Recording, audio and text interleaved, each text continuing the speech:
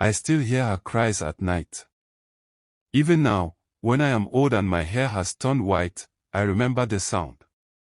It was the sound of Amina calling from the forest, begging us to help her.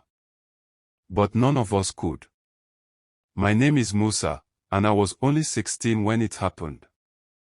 I grew up in a small village near the Great River. Life there was simple.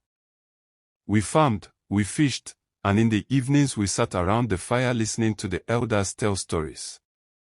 But nothing prepared us for what happened to Amina.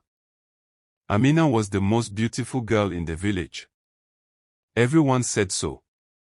Her skin shone like fresh palm oil, and her laughter carried across the fields. Men came from far villages asking for her hand, but her father refused them all. He said Amina would marry only someone who could truly care for her, not just someone who wanted her beauty. Then, one day, a stranger appeared. He came to the village at dusk, tall and strong, dressed in fine clothes that no one had ever seen before. His eyes were sharp, but his voice was smooth, like flowing water. He told the elders he was from a faraway land across the river and had come to trade. But everyone could see he was interested in one thing only, Amina. Within days, he went to her father and asked for her hand. Now, this was strange. Usually, a man would spend months proving himself, bringing gifts, helping the family in the farm. But this man seemed to have endless wealth. He brought gold, beads, and fine cloth.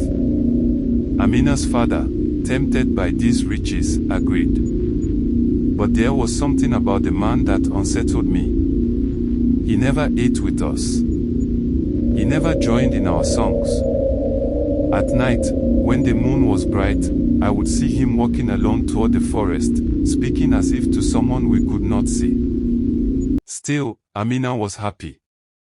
She told me herself one evening as we fetched water. She said, "Musa, I have never met a man like him. He makes me feel like I am living in a dream." But I remember thinking, sometimes dreams can turn into nightmares.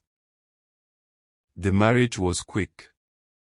The whole village celebrated, though some of the old women whispered that things were not right. They said the man's shadow did not always fall where it should. Others said his eyes glowed faintly at night. But the drums drowned out their fears. After the wedding, the stranger took Amina to live with him in his grand house at the edge of the forest. At first, she seemed happy.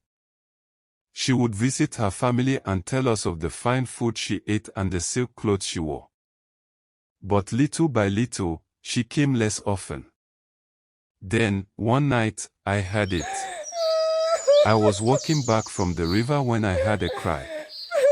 Amina's cry. It was coming from the forest. My blood turned cold. I ran back to the village and told the elders, but they warned me not to speak too much. "Do not meddle in another man's marriage," they said. But the cries continued. Sometimes it was laughter that turned into screams. Sometimes it was the sound of someone calling for help, then silence. One day, Amina's younger brother followed her husband secretly into the forest. When he came back, his face was pale, and he refused to speak of what he saw. That night, he fell sick, and within a week, he died. That was when the elders finally admitted what some of them had suspected all along. The man Amina had married was not a man. He was a spirit. A spirit who had taken human form. The village was thrown into fear. Some wanted to go and bring Amina back, but others said it was too dangerous. Spirits do not give up what they have claimed. I will never forget the last time I saw her. It was during the market day. She appeared suddenly, thin and weak, her fine clothes torn. She looked at me with hollow eyes and whispered, "Musa, help me, he is not what you think." At night, he changes. His face is not a face. body is not a body. Please, do not let him take me back. Before I could answer, he appeared. The spirit. He smiled at me, though his eyes burned like fire.